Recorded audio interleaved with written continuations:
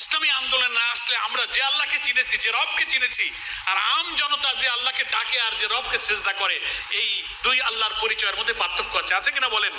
তারা মনে করে যে আল্লাহ মানে হচ্ছে শুধু 5 বার হাজির হয়ে রুকু সিজদা করতে হয়, সুবহানাল্লাহ, আলহামদুলিল্লাহ, নাম দাম তাসবিহ জিকির আজকার জপ তপ করা, দুনিয়াকে তিনি সৃষ্টি করেছেন ইত্যাদি। কিন্তু আইন তার মানতে হবে, শাসন তার মানতে হবে, তার ইচ্ছা পছন্দের বিরুদ্ধে যাওয়া যাবে না। আমার ব্যক্তির, নফসের, দেশের, শাসকের, কোন তাগুতের, কোন জাহিলিয়াতের কাছে মাথা নত করা যাবে না। একটাই আইন চলবে, ইনিল হুকম ইল্লা লিল্লাহ, শুধুমাত্র আল্লাহ ছাড়া কারো হুকুম চলবে না।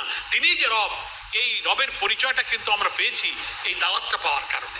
আমরা কোরআন পড়েছি, অর্থ, তফসির, ইসলামী সাহিত্য, আল্লাহ নবীর হাদিস এবং রাসূলের সিরাত বুঝে ইসলাম এবং দাওয়াতের একটা ছবি, পুরো চিত্র আমার কাছে পরিষ্কার হয়েছে দিনের আলোর মতো। তখন বুঝতে পেরেছি এই তো সেই দাওয়াত, নাকি বলেন? এখন দাওয়াতের বোঝার পার্থক্য, রবকে চেনার পার্থক্য বুঝতে খুব বেশি গবেষণা এবং জ্ঞান লাগে না। আমি কোনো সমালোচনা না করি, খুব সহজভাবে আপনাদের কাছে দুটো উদাহরণ দিই। এক শ্রেণী মানুষ আছে দিনের দাওয়াত অব্যাহতভাবে জীবনব্যাপী দিয়ে যাচ্ছে, তারা মুসলমান, তারা দাওয়াত দেয়। তাগুত, জাহেলিয়াত, শয়তান, মানুষের তৈরি করা আইন, মতবাদ, হুকুম সমাজে প্রতিষ্ঠিত পরিচালিত থাকলেও সেই দাওয়াতের মধ্যে একথা পরিষ্কার করা হয় না যে রাষ্ট্র শাসন, সমাজ, জুডিশিয়ারি, কোর্ট কাচারি, আইন আদালত, পার্লামেন্ট, প্রশাসন, ওখানেও যে আল্লাহর একটা আইন আছে, ওইটা না মানলে যে আল্লাহকে মানা হয় না। লা ইলাহার অর্থ যে এই যে ইলাহা মানে হচ্ছে আইনদাতা, হুকুমদাতা, রিজিকদাতা, শাসনকর্তা।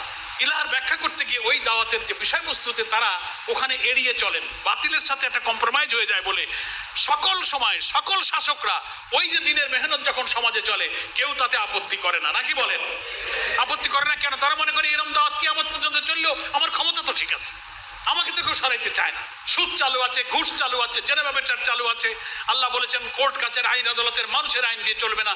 ওমাল্লাম ইয়াহকুম বিমা আনজালাল্লাহু ফাউলাইকা হুমুল কাফিরুন, আছে কোরআনের আয়াতে, সূরা মায়েদা। যারা আল্লাহর দেওয়া নাজিল করা আইন দিয়ে বিচার ফয়সালা করে না তারা হলো কাফের।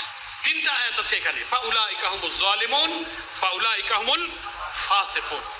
তারা দেখছে না এদেশে তো আল্লাহর আইন ছাড়া মানুষের আইন দিয়ে সব চলে, ওই বিচার ব্যবস্থার বিরুদ্ধে, ওই শাসন ব্যবস্থার বিরুদ্ধে তো দাওয়াতের মধ্যে কোনো কথা নাই। তাহলে তোমার আল্লাহ বিল্লাহ রসুল জিকির আজকারও ঠিক, আর আমি যে মানুষের আইন দিয়ে রাষ্ট্র চালাই আমিও ঠিক, ফলে তোমার এই দাওয়াতে রাষ্ট্রের কোনো ক্ষতি হয় না, নাকি বলেন? সেই জন্য সকল শাসক, সকল সরকারের সময় তারা খুব যত্নের সাথে তাদের এই মেহনত দেশে বিদেশে চালায় যায়। আবার কিছু দাওয়াত কাজ এমন আছে যে আপনি যখন এই ইলাহের ব্যাখ্যা করতে যাবেন, রবের ব্যাখ্যা করতে যাবেন, জামাতের 3 দফা দাওয়াতকে খুব পরিষ্কার করে বলবেন যে আল্লাহর আইন মানতে হবে, রসুলের আনুগত্য করতে হবে। এই সমাজে আমরা তা মানতে পারছি না বলে আল্লাহর গোলাম হতে পারছে না, তাই সমাজের নেতৃত্বের পরিবর্তন দরকার, আইনের পরিবর্তন দরকার। তখনই কায়েমি স্বার্থবাদীরা আপনার দাওয়াতকে বাধা দেবে, নাকি বলেন? যেহেতু আমার ক্ষমতার চেয়ার নিয়ে টানাটানি করে। কথা বুঝে আসছে না? এই দাওয়াত আম্বিয়া কেরামগণ যুগে যুগে যারা দিয়েছিলেন, তারা দাওয়াতের, সেই যুগের শাসকরা দাওয়াতের অর্থ বুঝেছিলেন বলে মুসা আলাইহিস সালামের কালেমার দাওয়াত যখন দিয়েছিলেন, ফেরাউন তখন মুসাকে দেশ থেকে বিতাড়িত করার জন্য মুসার বিরুদ্ধে সংগ্রাম করেছিল, নাকি বলেন? ইব্রাহিম আলাইহিস সালাম যখন দাওয়াত দিয়েছিলেন তিনিও কালেমায় লা ইলাহা ইল্লাল্লাহ বলেছিলেন।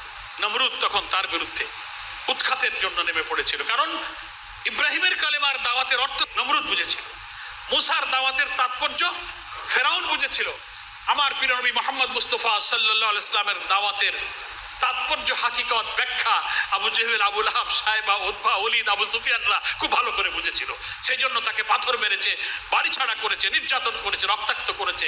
তাইফের প্রান্তরে প্রান্তরে তিনি নির্যাতিত হয়েছেন, কারণ তারা দাওয়াতের অর্থ বুঝেছিল যে এই দাওয়াত কবুল হওয়ার অর্থ হলো সমাজ এবং রাষ্ট্র থেকে মানুষের নেতৃত্ব, মানুষের আইনকে উৎখাত করা। এটা তো চলতে দেওয়া যাবে না, ঠিক আছে না? আপনারা সৈয়দ কুতুব শহীদের ফাঁসির কাহিনী শুনেছেন, অনেক শহীদদের এরকম কাহিনী আছে। ফাঁসিতে নেওয়ার আগে কলেমা পড়ানোর জন্য আসছে একজন হুজুর, ওই যে জেলখানায় নির্ধারিত একজন হুজুর থাকে, গোসল করেন, 2 রাকাত নামাজ পড়ে নিয়ে যায়। আমাদের প্রিয় শহীদদেরকে তারাই নিয়ে গেছে, বলে এখন আপনি একটু কলেমা পড়েন, আপনার এখন যাইতে হবে। তখন কি জবাব দিয়েছিলেন যে তুমি যে কলেমার আমাকে পড়তে বলতেছো, তুমি এই কলেমার বিনিময়ে তো টাকা পাবা, তোমার এই দায়িত্ব, আর আমি যে কলেমা পড়েছি এই কলেমার কারণে আজকে ফাঁসির মঞ্চে যাচ্ছি আমি। আমার কথাটা বুঝেছেন? তাহলে কালেমার দাওয়াতের অর্থ ওরা বুঝেছে। তো প্রিয় ভাইরা, সময় কম, আমার সংক্ষেপ কথা হলো যে দাওয়াতের গুরুত্ব এই কারণে যে এটা হচ্ছে শরঈ দৃষ্টিতে একটা ফরজ। এই দাওয়াত না থাকলে সৃষ্টির উদ্দেশ্য সফল হয় না, মানুষ আল্লাহকে চিনতে পারে না, আখিরাতকে চিনতে পারে না, রিসালাতের প্রতি ঈমান পরিচ্ছন্নভাবে আনা যায় না, কারণ আল্লাহ তাআলার নবী দুনিয়াতে এসেছিলেন এই দাওয়াতের দায়িত্ব, মানুষকে আযাবের ভয় দেখিয়েছেন আর জান্নাতের সুসংবাদ দিয়েছেন। ইন্না আরসালনাকা শাহিদাও ওয়া মুবাশশিরাও ওয়া নাযীরাও ওয়া দাঈয়ান ইলাল্লাহি বিইজনিহি সিরাজাম মুনীরা। কোরআন শরীফে আছে এটা। নিশ্চয়ই আল্লাহ তাআলা তার রাসূলকে পাঠিয়েছেন মানুষের কাছে সত্যের সাক্ষ্যদাতা হিসেবে, মুবাশশিরাও সুসংবাদদাতা। ইসলামের এই দাওয়াত কবুল করলে আল্লাহ তাআলার কাছে তুমি নাজাত পাবে, জান্নাত পাবে, দুনিয়ার দুঃখ কষ্ট থেকে তুমি রেহাই পাবে। নাযীরাও ভীতি প্রদর্শনকারী, এটা না মানলে তোমাকে আযাব এবং শাস্তিও তোমার জন্য অপেক্ষা করছে। এই দাওয়াত শরীয়ী দৃষ্টিতে খুব গুরুত্বপূর্ণ, যে এই দাওয়াতি কাজ যারা না করে, এই দাওয়াতের অর্থ যারা না বোঝে, তারা রেসালাতের প্রতি ঈমানকে মজবুত করে রাসূলকে চিনতে পারে না, রাসূলকে বুঝতে পারে না। আমার যে দাওয়াতটা দিই সেই দাওয়াতটা হচ্ছে লা ইলাহা ইল্লাল্লাহু মুহাম্মাদুর রাসূলুল্লাহ সাল্লাল্লাহু আলাইহি ওয়াসাল্লাম। আল্লাহ ছাড়া কোনো ইলাহা নাই, মাবুদ নাই। দেখেন, ইলাহ শব্দের অর্থ নিয়েও আমাদের সমাজের মধ্যে বিভ্রান্তি আছে। ইলাহ একটা আরবি শব্দ, এর মধ্যেই তো বিপ্লবের বারুদ, বিপ্লবের আগুন এই ইলাহ শব্দের মধ্যে। বুঝে শুনে যে আল্লাহকে ইলাহ বলবে, সে তো জন্ম থেকে সমস্ত রাষ্ট্র, সরকার, সমাজ, পার্লামেন্ট নেতৃত্বের বিরুদ্ধে বিদ্রোহ করবে। There is no leader, there is no government, there is no parliament, there is no supreme power illallah, একমাত্র আল্লাহ ছাড়া। তাহলে তিনি আজন্ম বিদ্রোহী, যিনি বুঝে শুনে কলেমা পড়বেন। যুগে যুগে আম্বিয়া কেরামরা বুঝে শুনে কলেমা পড়েছিলেন, আর শাসকরা এই কলেমার অর্থ বুঝেছিলেন বলে তারা কিন্তু এই কলেমার তাৎপর্য বুঝেছিলেন। এখন সুকৌশলে আমাদের মধ্যে ইলাহার অর্থ করা হচ্ছে কি, আমরা স্কুলেও পড়েছি দিনিয়াত, ইসলামিয়াত বইতে, লা ইলাহার অর্থ বলা হচ্ছে নেই কোনো মাবুদ আল্লাহ ছাড়া। তা মাবুদও কিন্তু আরেকটা আরবি শব্দ নাকি? মাবুদ আরেকটা আরবি শব্দ। তো একটা আরবি শব্দের বাংলা তর্জমায় যদি আরেকটা আরবি শব্দ দিয়ে আপনি করেন, তার মূল তাৎপর্য লুকানো থাকে এই উপাস্য, যাকে সেজদা করা যায়, পূজা উপাসনা করা যায়, সম্মান করা যায়, শ্রদ্ধা করা যায়, এমন একটা পূজনীয় উপাস্য একটা সত্তাকে বোঝায়। কিন্তু আপনি যদি আইনদাতা, রিজিকদাতা, সৃষ্টিকর্তা, বিধানদাতা, হুকুমদাতা মনে করেন, তাইলে তো বিরাট ব্যাপার। এই জন্য ইলাহ শব্দের ব্যাখ্যার মধ্যে কিন্তু মূল দাওয়াতের কনসেপশনটা কিন্তু লুকানো।